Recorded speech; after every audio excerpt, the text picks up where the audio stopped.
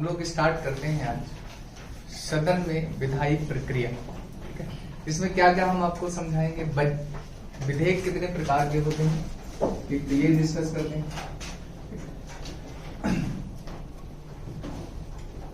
Bill या विधेयक,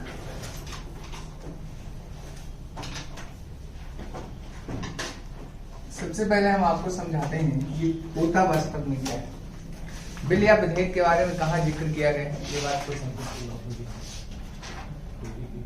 कई आर्टिकल्स में है, कई तरीके के विधेयक हैं, लेकिन अनुच्छेद 107 जो है वो साधारण विधेयक के बारे में बात करता है, या हम कहें कि किसी भी प्रस्ताव को प्रस्तुत या पुनर्स्थापित करने के बारे में बात करता है, और यहीं से कॉन्सेप्ट किसका निकल कर आता है, विधेयक। लेकिन क्लासिफिकेशन अगर हमें समझना है इसे, तो पहले ये समझ लीजिए कि विधेयक दो तरीके से कैटेगराइज किए जाते हैं। पहला, प्रस्तुति के आधार पर, प्रस्तुति के आधार पर, और दूसरा विषय वस्तु के आधार पर, विषय वस्तु के आधार पर। प्रस्तुति के आधार पर देखिए, एक होते हैं सरकारी विधेयक,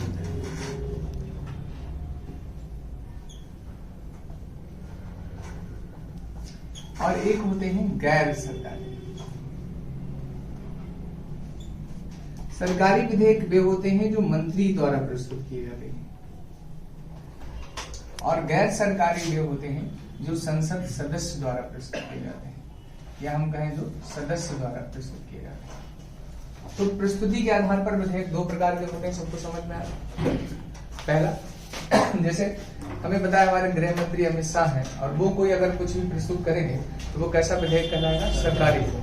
लेकिन किसी भी, चाहे सत्ताधारी पार्टी का सदस्य हो चाहे विपक्ष का हो, अगर वो प्रस्तुत कर देता है तो वो क्या कहलाते हैं, गैर सरकारी है।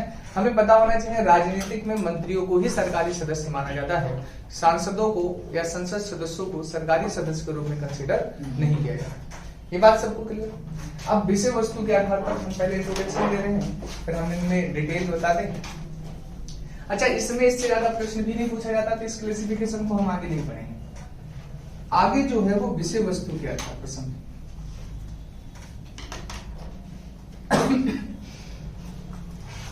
विषय वस्तु के आधार पर चार तरीके के होते हैं। विषय वस्तु के आधार पर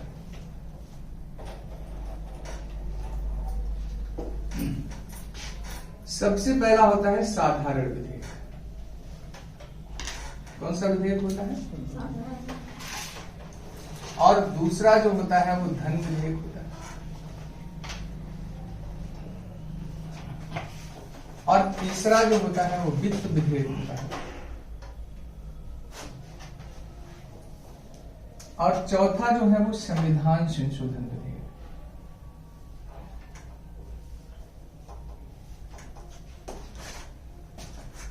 बेसिक इंट्रोडक्शन में गए तो इसका आर्टिकल हमें जानना है, तो 107 में ये है, 1110 में ये है, और 117 में ये है, और 368 में ये है। तो आर्टिकल्स के बेस के है, तो साधारण विधेयक का प्रावधान संविधान के संक्षेप में 107 समझा, और धन विधेयक कहां पर है, 110। वित्त विधेयक कहां है, संविधान संशोधन। पहले आप पहचानना सीखो कि कौन सा विधेयक साधारण विधेयक होगा, और कौन सा धन विधेयक, कौन सा वित्त विधेयक, और कौन सा संविधान संशोधन। समझ, वित्तीय विषयों को छोड़कर अन्य कोई भी विषय हो तो वो सब विधेयक किसमें जाते हैं, साधारण। क्या हमने कहा, वित्तीय विषयों को छोड़कर, वित्तीय विषय के अलावा अन्य सभी किसमें आ जाते हैं, साधारण। मतलब इसमें धन के मुद्दे नहीं होने चाहिए, समझ रहे। कोई साधारण विधि हो सकती है, या कोई सामाजिक लोकहित के मुद्दे हो सकते हैं, उन पर कुछ भी आएगा वो किसमें रखा जाएगा, साधारण। अब धन विधेयक पहचानना बड़ा डिफिकल्ट होता है, इसके 5 पैरामीटर दिए गए हैं, 3 तक याद रखें तो ठीक है। कैसे पहचानूंगा? सबसे पहला यह है कि उसमें करारोपण की बात करेगा। करारोपण मतलब टैक्स, या तो कर आरोपित किया गया हो, मतलब बढ़ाया गया हो, घटाया गया हो, कुछ भी हो, कर की बात हो, टैक्स की बात हो, तो हम कहते हैं कि वो विधेयक कैसा है, समझ रहे। दूसरा किसकी बात कर दी गई हो? उधार की बात की गई हो। कौन उधार? भारत सरकार कहीं से भी पैसा उधार पाई ली हो, मतलब किसी भी देश से, अगर उसका जिक्र है उस विधेयक में, तो हम क्या कहेंगे वो कैसा विधेयक है? तीसरा समझिए, तीसरा जो है आपको बताया कि जैसे तुम लोगों की गोलक होती है घरों में, गोलक समझते हो? एक ऐसे लेते थे, फिर उसमें 1-1, 2-2, 4-4 रुपए है ना, जो मिलते थे घर से, वो डालते थे। फिर एक समय आता होगा उसे क्या करते होंगे, फोड़ भी देते होंगे जब भर जाती होगी, फिर बड़ा खुश हो जाते होंगे और खर्च करते। ऐसे भारत सरकार के पास 3 गोलकें हैं, बात समझ। एक उसे हम कहते हैं भारत की संचित निधि, एक को कहते हैं भारत की लोक लेखा निधि, और एक को कहते हैं भारत की आकस्मिक निधि, समझ। घरों में सामान्यतः 3 गोलक होते हैं। संचित निधि वो जो पापा और मम्मी दोनों लोगों की जानकारी में पैसा होता है, इतना आया और इतना गया। आकस्मिक निधि भी होती है जो मम्मी लोग बना लेती है, नहीं, कभी कभी साइड से पैसा काट काट के, है ना। लड़कियों के पास भी आकस्मिक निधि अक्सर होती है। वो बात अलग कि वो खर्च गलत जगह करती हैं, सही जगह पे कभी उसका यूटिलाइजेशन नहीं होता। वो नहीं बताएंगे कौन सी जगह ठीक। और एक लोक लेखा निधि होती है। लोक लेखा निधि का मतलब क्या? जिसमें हम लोग का पैसा जो बैंक में जमा है और वो सरकार के अधीन पहुंच जाता है, पब्लिक अकाउंट जिसे हम बोलते हैं। और जैसे आप समझिए कि जो एजुकेशन और इन सब चीजों पर खर्च होना है, हेल्थ वगैरह पर, घरों में भी कह सकते हो, वो किसमें? लोक लेखा। तो इन तीनों के बारे में कुछ बातें कही गई हैं। तो सबसे पहले देखें, यहां पर एक अंतर थोड़ा समझिएगा। हमने क्या बताया? संचित निधि। क्या है संचित निधि? यहां से संचित निधि और आकस्मिक निधि की अभिरक्षा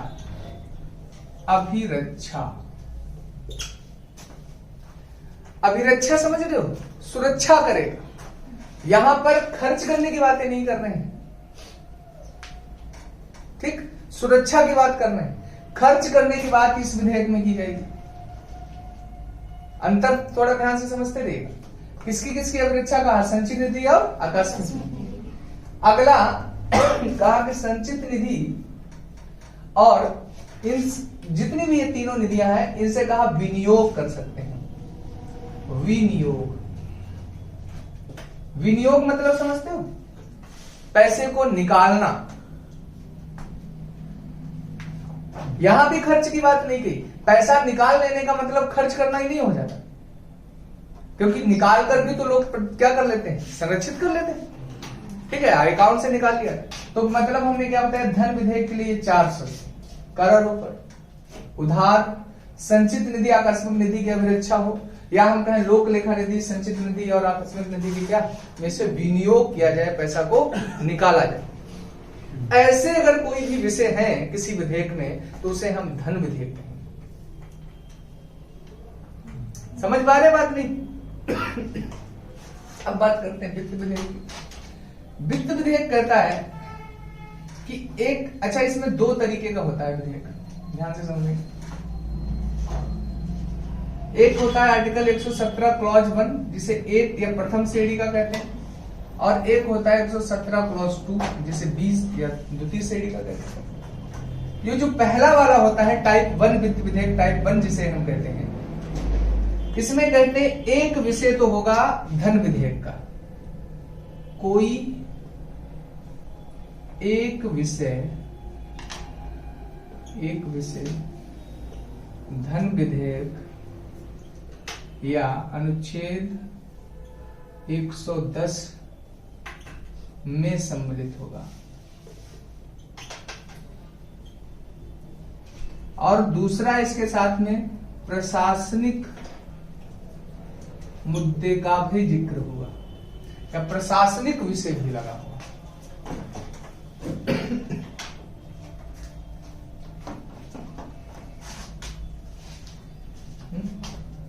अंतर क्या समझ पा रहे हैं? ध्यान से समझिए। यहां पर कोई प्रशासनिक विषय मैंने बोला है क्या? डिफरेंस पहले क्लियर कर लीजिएगा। इतने विषय बताए, इनमें से सपोज करो हमने कहा कि उधार का हमने इसमें जिक्र कर दिया और साथ में बताया कि प्रशासनिक खर्चा कहां कहां कैसे कैसे होगा, व्यय की बात कर दी, तो हम कहते हैं कि ये वित्त विधेयक टाइप 1 है। समझ रहे? लेकिन फिर ये क्या, इसमें पहली बात तो आप समझना है कि आर्टिकल 10 का 110 का कोई विषय सम्मिलित नहीं होगा, कोई विषय शामिल ना हो। फिर हो क्या टाइप 2 में? इसमें संचित निधि से व्यय का जिक्र हो।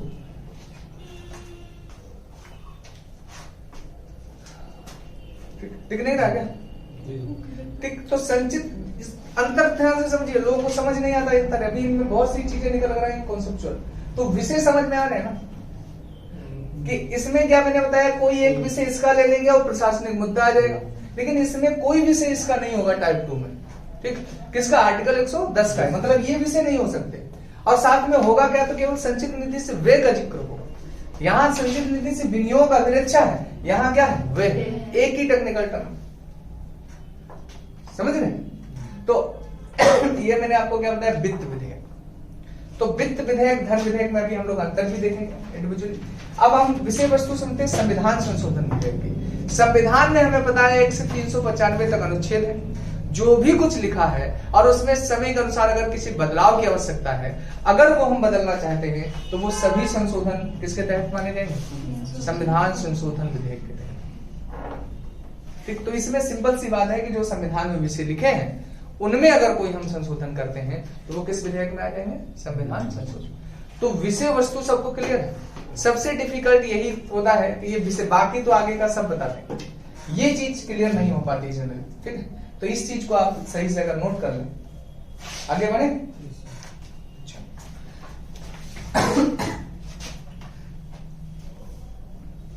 आयतन बढ़ रहा है, हमारा लग रहा है कम सोच रहे हैं।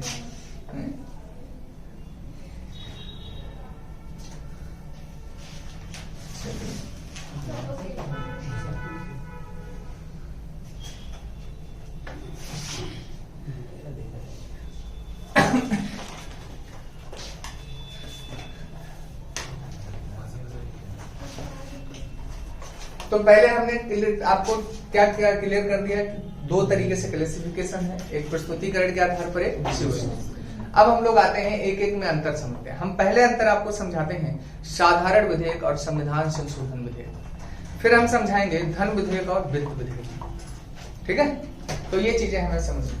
तो सबसे पहले आप हेडिंग क्या डालेंगे? साधारण विधेयक। और ऐसे पहले समझेंगे, ऐसे करके एक तरफ हमने क्या डाल दिया, साधारण विधेयक, एक तरफ हम लिख लेंगे संविधान संशोधन विधेयक। ठीक, इस आर्टिकल किसमें बताया था? 107। समझ आ रहा नहीं? क्या पहला यही पढ़ लेते हैं? चलो अंतर पहला क्या है, इसका प्रावधान हमारे आर्टिकल 107 में, इसका प्रावधान कहाँ है? 368। पहला सबसे अंतर प्रस्तुतिकरण के आधार पर किसी भी सदन में कर सकते हैं, किसी भी सदन में, ये भी किसी भी सदन में आ जाएगा, सेम प्रूफ।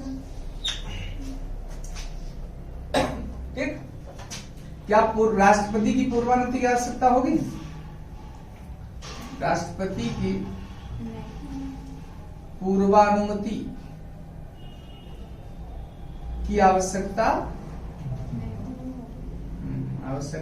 नहीं होगी, इसमें भी नहीं होगी। मतलब सेम प्रोसीजर यहां पर भी हो जाएगा। ठीक है, अब एक क्वेश्चन पूछा जाता है संयुक्त बैठक, तो संयुक्त बैठक इस पर तो हो जाएगी, लेकिन यहां पर संयुक्त बैठक होगी नहीं। संविधान संशोधन पर संयुक्त बैठक बुलाई नहीं जाएगी।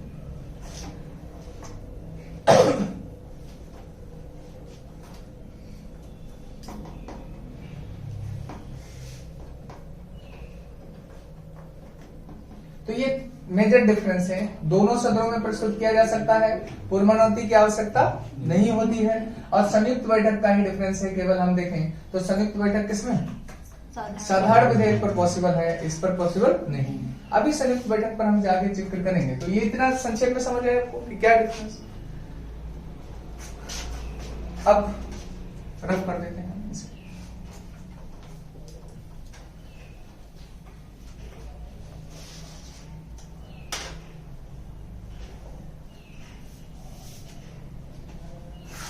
अब हम समझते हैं धन विधेयक और साधारण विधेयक में अंतर क्या है। यदि साधारण का है धन के साथ, साधारण विधेयक और धन विधेयक।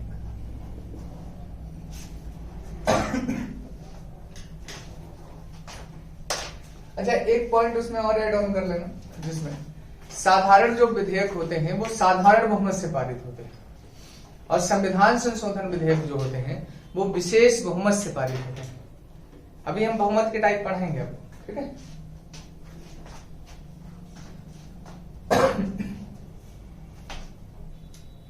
अब यहां फिर हम करें तो ये तो आपको पता ही है कि आर्टिकल 107 में है, और ये आर्टिकल 1110 में है। अब इसके लिए फिर प्रस्तुतिकरण की हम बात करें, कहां पर प्रस्तुत किया जा सकता है, चाहे लोकसभा हो चाहे राज्यसभा, लेकिन ये केवल लोकसभा, केवल लोकसभा।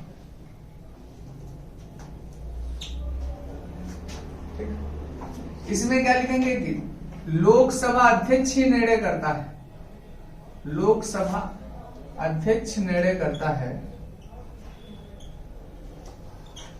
कि कौन विधेयक धन विधेयक है या नहीं, कौन सा विधेयक धन विधेयक है या नहीं। लेकिन क्या इसके लिए कोई निर्णय की आवश्यकता होती नहीं, ठीक है। एक चीज और ध्यान से समझें, इसे कहीं चुनौती नहीं दी जा सकती है। अगर लोकसभा स्पीकर सर्टिफाइड कर दे, ये डिसाइड कर दे कि ये विधेयक कैसा है, मनी बिल है या धन विधेयक है, तो ना न्यायालय में ना संसद में कहीं पर भी उसे चुनौती दी नहीं जा सकती। मतलब अंतिम निर्णय किसका है, लोकसभा अध्यक्ष। और इस पर आपको पता है 6 माह मिलते हैं, यहां राज्यसभा रोक सकती है इस विधेयक को, साधारण को, और इसे केवल कितने दिन रोक सकती है, 14 दिन। इसमें संशोधन कर सकती है, इसमें केवल सिफारिश कर सकती है,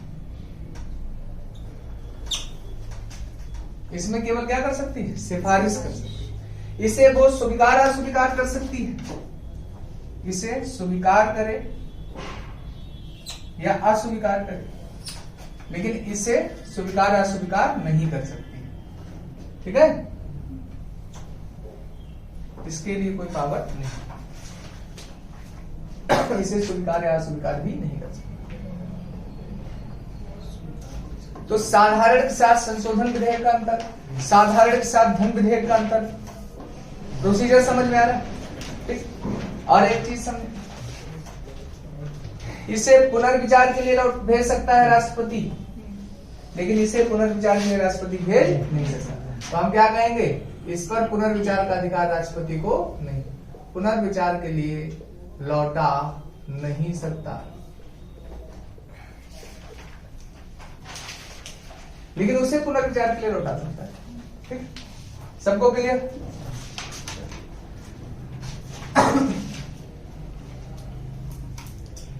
अब धन विधेयक और वित्त विधेयक में अंतर बताते हैं।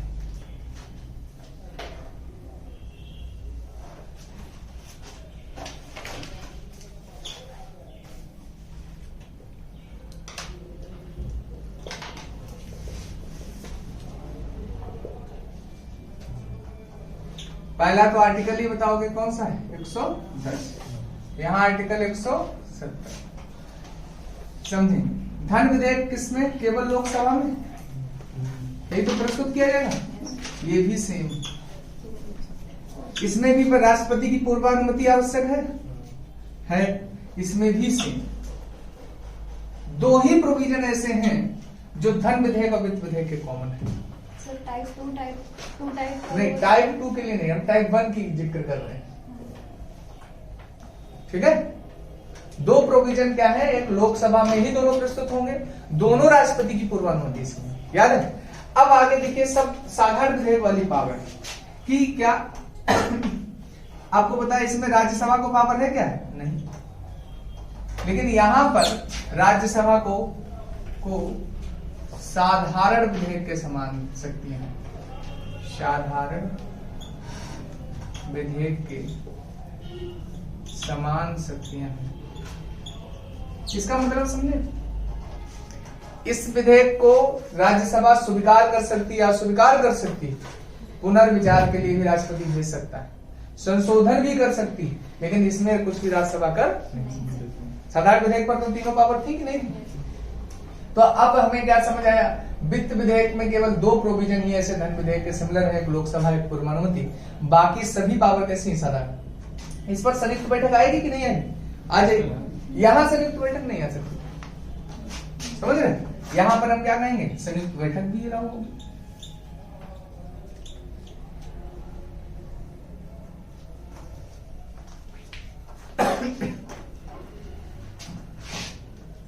तो धन विधेयक वित्त विधेयक समझ आया? सब पारित विशेष बहुमत से दोनों। कौन ये? नहीं, ये वाला साधारण बहुमत से पारित हो जाएगा। ये वाला तो आपको पता है, नहीं ये भी साधारण बहुमत से ही पारित होगा धन विधेयक।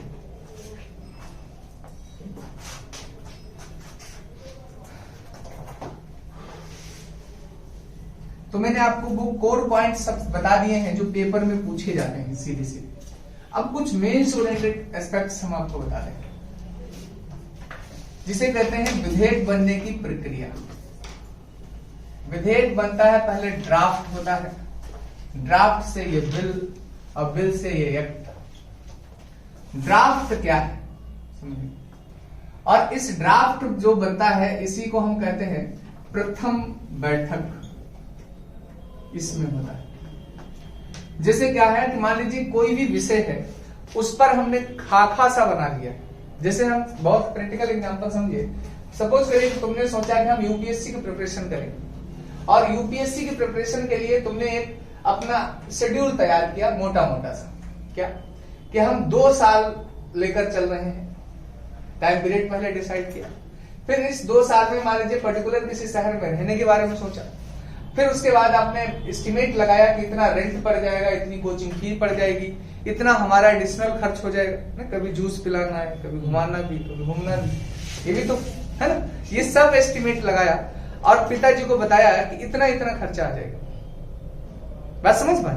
तो ये क्या है आपका ड्राफ्ट। उसके बाद जब पिताजी के पास ले गया तो पिताजी ने इस पर क्या किया, चर्चा की, प्रस्तुत हुआ, फिर मम्मी को बताया गया, मम्मी ने भी मतदान किया, बहन ने मतदान किया, भाई ने मतदान किया, और अंततः ये डिसाइड हो गया कि चलो ठीक तुम पढ़ने जाओ। कुछ कटौती वटौती जितनी भी होनी थी वो हो गई, तब ये बन गया बिल। समझिए क्या हम कहना चाह रहे हैं। पहले जो भी खाका तैयार किया जाता है, उस खाका का पहले ये, जैसे मान लीजिए अगर कोई सदस्य प्रस्तुत कर रहा होता है तो वो केवल अग्रिम सूचना देता है सदन को कि हम एक विधेयक लेकर आना चाहते हैं, चाहे वो सत्ताधारी पार्टी का हो और चाहे किसका हो, विपक्ष का हो। अगर सदन ने अनुमति दे दी है तो अनुमति देने के बाद वो केवल जाएगा पहली बैठक में, उसका शीर्षक बताएगा। जैसे तुमने बताया कि हम प्रिपरेशन करना चाहते हैं, शीर्षक बताएगा, उस पर कोई चर्चा भी बहस नहीं होगी, और उसके बाद देखा जाएगा वो विधेयक। अगर सदस्य ने प्रस्तुत किया, ठीक लगा, उन्होंने अनुमति दे दी कि ठीक ऐसा होना चाहिए, तब आपको बताया उस पर क्या होगी, चर्चा वगैरह होगा, मतदान होगा, ये सब होगा, और तब वो राजपत्र में प्रकाशित हो जाएगा। राजपत्र मतलब गजेट में जिसे कहते हैं, सरकारी, और तब वो सभी सांसदों को क्या किया जाएगा, दिया जाएगा विस्तृत विश्लेषण के लिए या विस्तृत समीक्षा के लिए। तब हम उसे नाम क्या देते हैं, बिल कहते हैं। क्या अब ये क्या बन गया है, विधेयक बन गया। समझ पा रहे? और जब ये विधेयक बन गया तो विस्तृत समीक्षा जिसे कहते हैं उसमें 3 गतिविधियां होती हैं। पहली गतिविधि क्या होती है कि पहले जब मान लो राजपत्रित में सभी सांसदों के पास चला गया। अब हमें पता है कि हमारे राजनेता इतने तो एक्सपर्ट नहीं होते, ठीक, कि जो वो विधेयक को पहली बार तो पढ़ ही ले, पढ़ते ही नहीं होंगे, एक आधा मान लो पढ़ भी लेते होंगे थोड़ा मोड़ा। प्रवर समितियां गठित की जाती हैं, प्रवर समितियां होती हैं और संयुक्त प्रवर समितियां होती हैं। उनमें जो एक्सपर्ट लोग होते हैं, सचिव वचिव, उन्हें दिया जाता है खंडवार, और वो लोग क्या करते हैं कि उस पर स्टडी करते हैं कि कहां पर कितना, कौन संशोधन होना चाहिए, कौन सुधार होना चाहिए, क्या लीगल है, क्या लीगल नहीं है, वो लोग उस पर खूब स्टडी करते हैं। अब वो जब अपनी रिपोर्ट देते हैं, कहते हैं कि तब सदन में थोड़ी मोड़ी चर्चा होती है। अब वो जब चर्चा हो जाती है उसके बाद फिर मौका दिया जाता है मतदान का, समझे। और जब मतदान हो जाएगा, जैसे चर्चा हो गई, तीसरे फेज में जाते हैं मतदान। जब मतदान होना होता है तब कोई चर्चा नहीं होती, तब सिर्फ मतदान होता है। और जिस दिन मतदान से वो पारित हो जाए, साधारण बहुमत से पारित होना हो तो साधारण बहुमत से, विशेष से पारित होना हो तो विशेष से पारित हो जाए, तब उसे दूसरे सदन में ट्रांसफर कर दिया जाता है। दूसरे सदन में भी यही सेम प्रोसेस होगी, समझ रहे। अब राजपत्र में प्रकाशित नहीं होगा, बाकी सब कुछ सेम होगा। अनुमति मिलेगी, प्रस्तुत होगा, चर्चा होगा, मतदान होगा, सब कुछ होगा। फिर वहां भी अगर पारित होगा तब ये कहां पहुंच जाएगा, राष्ट्रपति के पास। और जिस दिन राष्ट्रपति इस पर हस्ताक्षर करेगा तब ये क्या बनेगा, एक्ट बनेगा। तो ये विधेयक की सामान्यता क्या चलती है हमारे यहाँ प्रक्रिया में। अगर आप इन्हें बहुत वो करना चाहते तो आप लोकसभा, राज्यसभा वगैरह देखें, वहां पर ये प्रोसीजर आपको समझ में आएगा। 2 से 6 के बीच का सेशन, और पता चलेगा कि वो बताएंगे कि इस फला विधेयक पर प्रथम बैठक चल रही है, द्वितीय बैठक चल रही है, मतलब प्रथम वाचन चल रहा है, या द्वितीय चल रहा है, या तृतीय चल रहा है, ठीक है। तो 5 स्टेप माने जाते हैं। 5 स्टेप में क्या होता है कि पहले सदन में गया, इंट्रोड्यूस किया गया, दूसरे में बहस हो गई, समीक्षा जिसे कहते हैं, तीसरे में मतदान हो गया, चौथे स्टेप में दूसरे सदन में पहुंचा, 5वें स्टेप में यही पूरी प्रक्रिया कहां पर होगी, या चौथे स्टेप में मान लीजिए कि दूसरे सदन में हो गई, अब 5वें स्टेप में कहां पहुंच जाएगा, राष्ट्रपति के पास। तो इसे हम क्या कहते हैं, विधेयक का प्रोसीजर। पेपर में जो क्वेश्चंस पूछे जाते हैं, जो मैंने आपको बताया, विषय वस्तु से पूछे जाते हैं, कौन कहां पर किसके पास पावर है, यहां से पूछे जाते हैं। अब इसी में थोड़ा ज्वाइंट सेशन पर हम बातें बता देते हैं जो पूछी जाती है पेपर में। तो ये प्रोसीजर आपको थोड़ा समझ आया कि 3 स्टेप होते हैं इसमें। संयुक्त अधिवेशन डाल देंगे।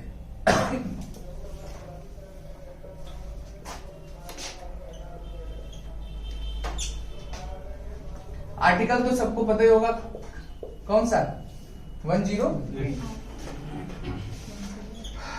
कौन बुला सकता है, पहले तो कौन बुलाता है, राष्ट्रपति। लेकिन ये प्रश्न पूछा जाता है कौन अध्यक्षता करता है इसकी।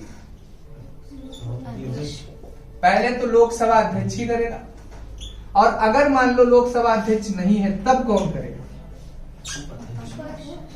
उपाध्यक्ष करेगा लोकसभा। अगर उपाध्यक्ष भी नहीं है तो राष्ट्रपति, उसमें हाँ, वो जो 10 समितियां बनी हुई, अब शिफ्ट हो जाएगा राज्यसभा के उपसभापति के पास, समझ रहे। अगर मान लीजिए उपसभापति भी नहीं है तब कौन करेगा, ये प्रश्न पूछा गया इतने अंदर तक। तब संयुक्त अधिवेशन में बैठे सदस्य स्वयं में से किसी सदस्य को चुनेंगे। तो चारों स्टेप लिखने हैं। पहले अध्यक्षता का मौका किसे मिलता है, लिखते जाइएगा। दूसरा लिखिए उपाध्यक्ष को मिलेगा, और अगर उपाध्यक्ष नहीं है तो राज्यसभा का सभापति नहीं करेगा, कौन करेगा, उपसभापति करेगा, ठीक। और उपसभापति भी नहीं है तो चौथा स्टेप भी पूछा गया यूपीएससी में, उसे लिखेंगे। संयुक्त अधिवेशन में भाग लेने वाले सदस्य स्वयं में से किसी सदस्य को निर्वाचित करेंगे। संयुक्त अधिवेशन में भाग लेने वाले सदस्य स्वयं में से किसी को निर्वाचित करेंगे।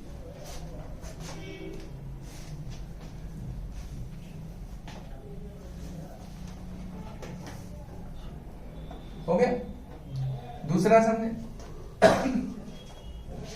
यहां पर इसकी जो प्रक्रिया चलेगी संयुक्त अधिवेशन की, तो किसके नियमों से चलेगी, लोकसभा के, लोकसभा के नियम एवं प्रक्रिया पुस्तिका से।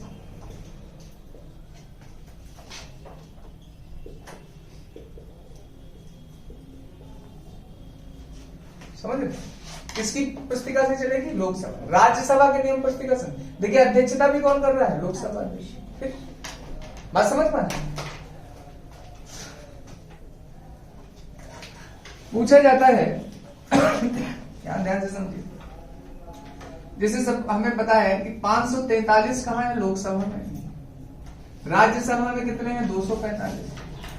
टोटल अगर हम करें तो कितने हो जाएंगे? 788। तो बहुमत कितना होगा? तो 50% प्लस 1 का चाहिए। 50% इसका कितना हो जाएगा? यहाँ 3, यहाँ 9, 4, यानी 394 प्लस 1 यानी 395 वोट जिसे मिलेंगे वो जीत जाएगा। इसका मतलब दिखाना, एक स्टेटमेंट बना देते हैं कि इसमें प्रभाव किसका? लोक संयुक्त अधिवेशन होता है तो सामान्यतः वही जीतता है जो लोकसभा में बहुमत में होता है। क्योंकि आप देखिए ये तो अकेले भी चाहे तो क्या कर सकता है? संयुक्त अधिवेशन पारित, लेकिन इसके पास कोई पावर नहीं है क्योंकि मिनिमम 395 चाहिए। इसके सीटें टोटल कितनी है?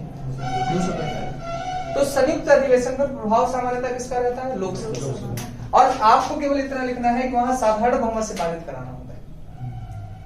ठीक है, जितने सदस्य उपस्थित होते हैं उनके साधारण बहुमत की बात में कर रहा हूं, उपस्थित एवं मतदान देने वालों। हमारे यहाँ क्या संयुक्त अधिवेशन आए हैं? तो आए हैं। एक देखिए दहेज प्रतिषेध अधिनियम पर पूछे गए हैं। दहेज प्रतिषेध अधिनियम 1961। एक बैंकिंग सुधार अधिनियम 1978। 77 भी नहीं, इसका समझ होता है 78 ही लिख लीजिए, पारित द्वारा लिखा है। तीसरा एक आतंकवाद विरोधी अधिनियम, जिसे हम कोटा कहते हैं संक्षेप में, 2002 में। एक चौथा और आया था, महिलाओं को आरक्षण। ये पारित नहीं हुआ, 2008 में आया था। तो 3 ही अभी तक पारित हुए हैं संयुक्त अधिवेशन ऊपर। और महिलाओं का आरक्षण अधिनियम 2008 में आया, वो पारित। बात समझ रहे हैं? इन पर आ चुका। अब हम संक्षेप में ये बताते हैं कि किस विधेयक पर संयुक्त अधिवेशन हम ला ही नहीं सकते।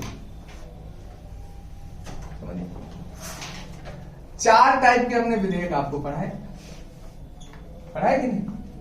पहला क्या होता है? साधारण विधेयक। क्या ला सकते हैं? हो सकता है। दूसरा बताया धन विधेयक, बताइए आएगा? संशोधन विधेयक नहीं आएगा। चौथा अगर हम कहें तो कौन सा बचा?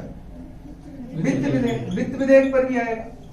तो 2 पर हमारे यहाँ ज्वाइंट सेशन हो सकता है और 2 पर ज्वाइंट सेशन नहीं होगा।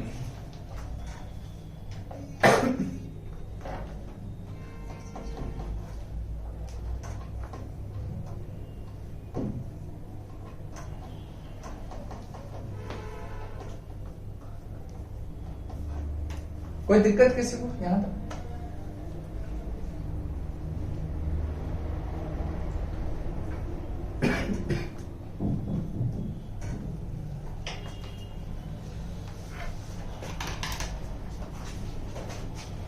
आगे बताएं। एक आर्टिकल और अगर कोई पूछ दे आपसे, संक्षेप में केवल आर्टिकल जान लीजिए। जैसे 109 है, इसमें क्या है? तो इसमें धन विधेयक से संबंधित विशेष प्रक्रिया है। अब इस विशेष प्रक्रिया शब्द को हम समझाना चाहते हैं। हमने बताया धन विधेयक की परिभाषा या अनुच्छेद किसमें है? 110। याद आया नहीं? विशेष प्रक्रिया, इसीलिए ये सब चीजें बताई गई हैं कि धन विधेयक को डिसाइड कौन करेगा? लोकसभा अध्यक्ष। सर्टिफाइड कौन करेगा कि विधेयक धन विधेयक है कि नहीं है? बात समझे? इसीलिए बताया गया कि उस पर राज्यसभा को पावर नहीं होगी। इसीलिए बताया गया, मतलब ये 14 दिन की केवल पावर होगी, उसे पुनर्विचार के लिए लौटाया नहीं जा सकता। यानी इसमें सबको प्रोसीजर दिया है। और विषय वस्तु किसमें दे दी गई? 110 में दी गई। तो समझ पाए बात को? तो 109 में अगर केवल संक्षेप में इतना ही पूछ लेते हैं कि धन विधेयक विशेष प्रक्रिया किसमें 109 110 बता ही दिया। 111 में हम लोगों को पता है कि राष्ट्रपति को पावर है कि किसी विधेयक पर वो स्वीकृति दे, अस्वीकृत कर दे या पुनर्विचार के लिए लौटा दे, है ना। तो ये बातें समझ। अब ये कॉन्सेप्ट बचा सिंपल सा। जब मैंने विषय वस्तु समझाई थी तब ऐसे समझिए, ये धन विधेयक है, इसके तो विषय इसमें आ ही रहे थे, लेकिन वित्त विधेयक में कुछ एक्स्ट्रा आ रहा था। वो कौन सा? प्रशासनिक विषय आ रहा था कि नहीं? क्या आ रहा था? प्रशासनिक विषय। तो अगर हम इस कॉलम से कहें कि सभी धन विधेयक वित्त विधेयक होते हैं तो क्या गलत? सही है। तो ये स्टेटमेंट पूछा गया कि सभी धन विधेयक क्या होते हैं? वित्त विधेयक। लेकिन सभी वित्त विधेयक धन विधेयक नहीं होते, ठीक, क्योंकि उसमें प्रशासनिक विषय। एक इशू बताते हैं, जब ये पूछा गया आधार कार्ड वाला, सुना है? आधार कार्ड जो है ये इन लोगों ने as a money bill consider कर दिया था, जबकि इसमें तो मुद्दे प्रशासन के थे, क्योंकि ये कहते थे आधार कार्ड से हम क्या करेंगे, सरकारी योजनाओं को लिंकअप करेंगे, वो करेंगे। तो इस पर बहुत विवाद चला था, बताया था कि बहुत लंबा विवाद चला, और उसे माना जाता था कि ये क्या हो जाएगा, समाप्त। लेकिन उसमें लिखा गया है कि लोकसभा अध्यक्ष को यह अंतिम निर्णय है, वो अगर as a money bill consider कर दे तो उसे अंततः मनी बिल ही माना जाएगा, ना न्यायालय कुछ कर सकता है, ना कोई कुछ कर सकता। तभी आधार कार्ड को एज अ मनी बिल ही पास करा दिया, और उस समय आधार कार्ड पास होता भी नहीं अगर क्या नाम ये प्रस्तुत किया जाता मनी बिल। कारण क्या है? क्योंकि जो वर्तमान पार्टी सत्ता में है उस समय उसका राज्यसभा में बहुमत नहीं था, और अगर ये वित्त विधेयक की भांति जाता तो वहां राज्यसभा को पावर साधारण विधेयक की भांति मिल जाती, और वहां वो पारित नहीं होता। और हमने बताया था कि काफी दिन तक हमने इसी चक्कर में क्या नहीं किया, ठीक। हम सोचे ये तो निरस्त होना ही होना,